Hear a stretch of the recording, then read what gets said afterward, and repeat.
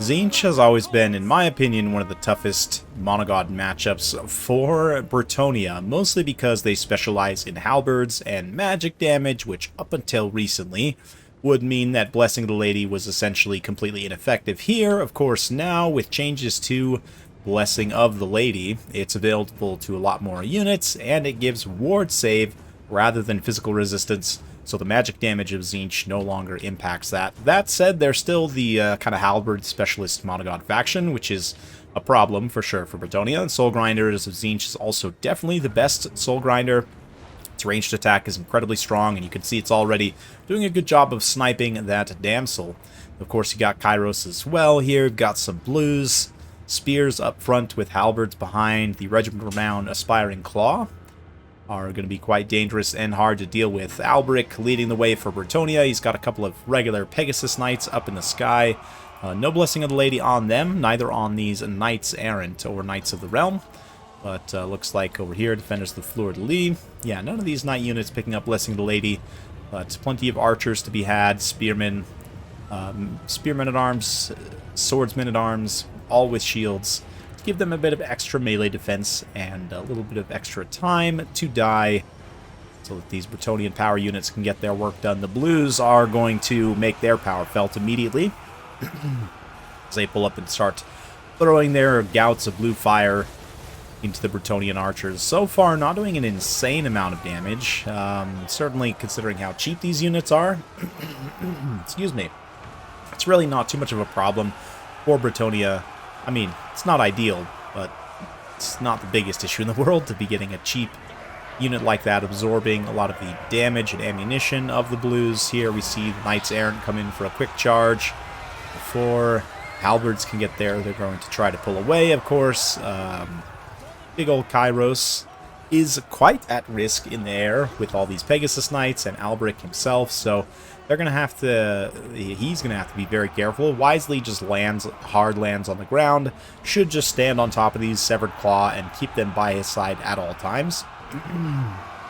But because of the relative lack of width of the Tzeentchian army and the fact that a lot of the blues crumble pretty quickly, it does mean that Bretonnia is able to just maintain kind of a high ground firing position. The balance of power, though, is definitely showing in Tzeentch's favor as, yeah, I mean, besides the blues taking damage, there really hasn't been a lot of other action. Here, though, Alberic comes in with the Pegasus Knights. He's going to lend his extra anti-large in an AoE, assuming he actually has Braided Board low.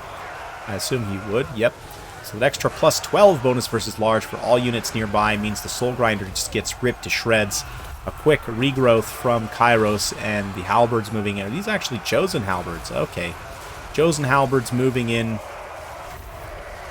finally to support. And the question is, will it be enough to kill the soul or save the Soul Grinder? Probably not. Looks like it's basically just biding its time right now. Lost out on its leadership, the regrowth. We'll see if it's able to actually recover its leadership. I think it's too low, maybe, perhaps. Looks like it's going to go in the back line there and see if it can find some bravery, but not looking great for the Soul Grinder's leadership there. The chosen halberds, of course, being completely untouched is definitely quite a problem, so they're going to be grinding through for some time. Tzeentch drops his big AoE bombardment, which is not time to tell everything to move. Not the biggest issue, again, to just eat the damage on the peasants, so the Knights certainly are much more expensive and painful to lose. But actually, in terms of tactical effectiveness and kind of priority here, archers actually are going to be super critical here because Bretonnia really has no other way to kill chosen halberds other than to shoot them to death. And even then, the bows are non-armor piercing. The best chance is just to have a high volume, be able to wear them down over time. That seems to be what the Bretonnian player is going for here. But even still, 120 armor on those chosen. They're going to be taking very little damage from the bows, especially with kind of friendly unit models, maybe interrupting and interspersed in there, not allowing the free fire of bows. But Alberic staying healthy, playing smart, cycle charging well. And the Tzeentchian infantry wisely staying close to Kairos. Likewise, he's staying close to them and just needs to stand on top of the halberds as much as possible here. There's no reason to really do much else. maybe just cast some spells here. Of course, he's already used regrowth. But regrowth, like on these chosen halberds even, this one that's taken some damage, they've only lost 4 unit models, so might be a good opportunity to perhaps consider throwing some regrowth on them. But despite the snipe attempts, this damsel's still alive, which is definitely a big boon for Bretonnia. Honestly, I think the Tzeentch player maybe should have hung back and tried to play off of the Soul Grinder's ranged attack a little bit more. Like, I'm not sure why he necessarily felt the need to just charge in. But, yeah, things right now for the halberds, obviously they're completely uncontested in melee. They definitely need to keep the pressure up, though, and keep pushing away these archers. I mean, the archers, one unit still has quite a bit of ammunition left. But, yeah, just the high density of Bretonnian archers is certainly something that you need to be prepared for when playing against them. Tzeentch relative lack of mobility can be somewhat of a problem, especially given that Furies are not actually very good in this matchup.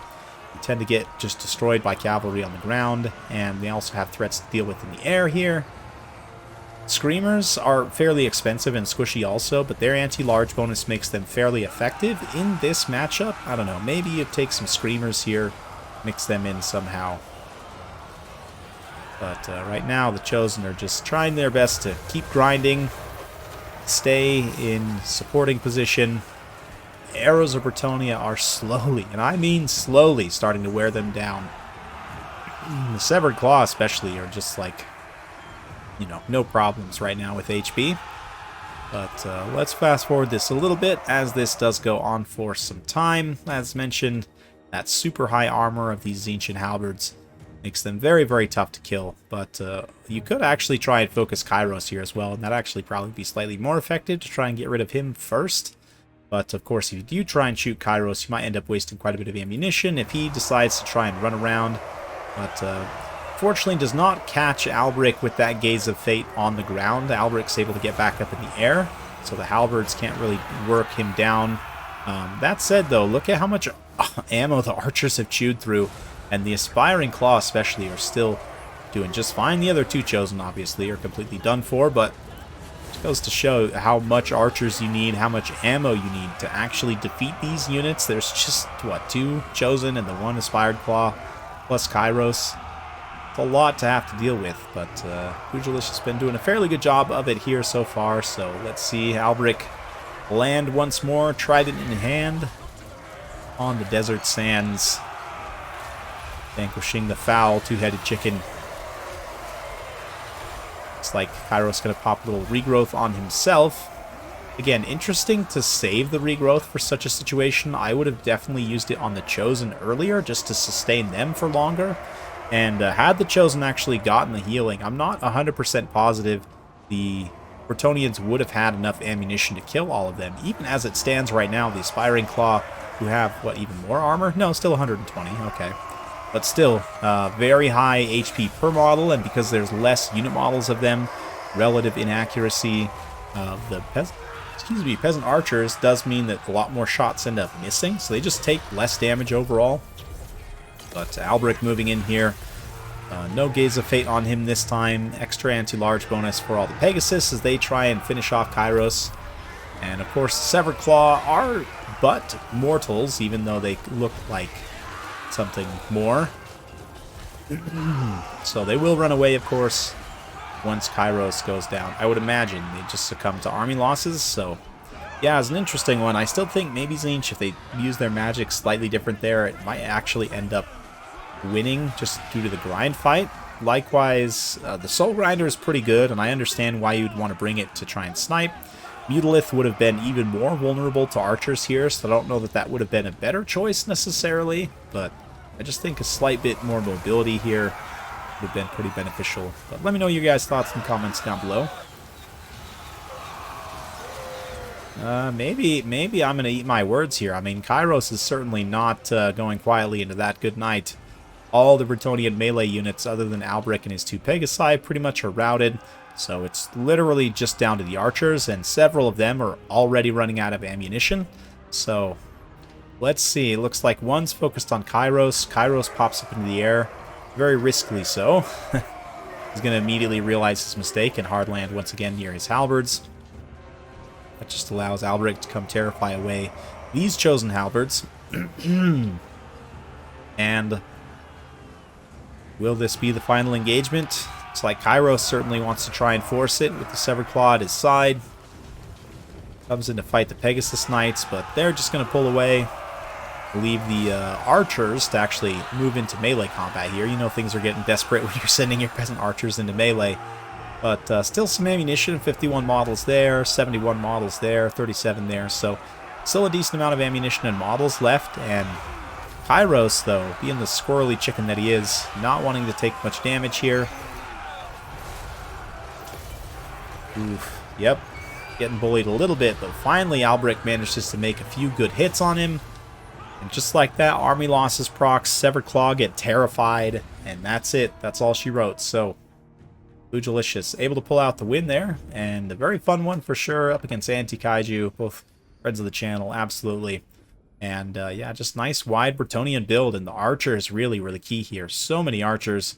A mix of different arrow variants. Yeah, we've got 3 pox arrows, 4 regular archers, so that extra poison, of course, is quite nice. And just in general, all of them get over 600 value at the very least. So very impressive stuff for just humble Bretonnian archers.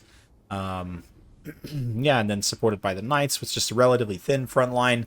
Again, I think if Anti-Kaiju had gone with a little bit of a wider build, maybe with some mobility, you know, you'd definitely still include Kairos, but I don't know if the Soul Grinder was the best pick here. Maybe, yeah, I'd probably keep the Spiring Claw, maybe one chosen, maybe cut the other chosen, maybe figure out some other things. Just go wider in general here. Even with just basic Marauders, they can pressure archers by chasing them around and just generally give you more bodies to work with. But let me know what you guys think in the comments down below. Hopefully you enjoyed this. If you like this sort of content, be sure to like, subscribe, hit that bell notification. Every time I upload a new video, you'll be notified. Thanks again. We'll see you next time.